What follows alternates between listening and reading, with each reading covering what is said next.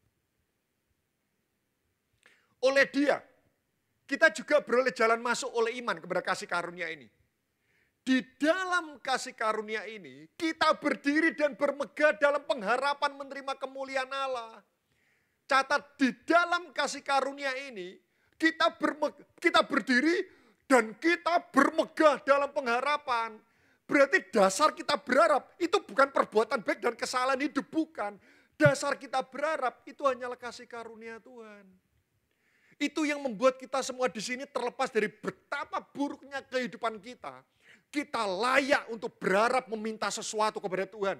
Karena dasar kita berharap bukan karena kehebatan kita, bukan karena pelayanan kita, bukan karena taburan kita, bukan karena kemurnian kehidupan dan kekudusan hidup kita.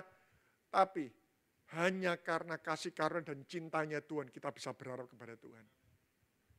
Saya berdoa 2 poin ini itu mengingatkan kita. Pengharapan itu butuh perjuangan. Yang kedua, keberanian kita berharap bukan karena kesalahan hidup, tapi karena anugerah Tuhan semata.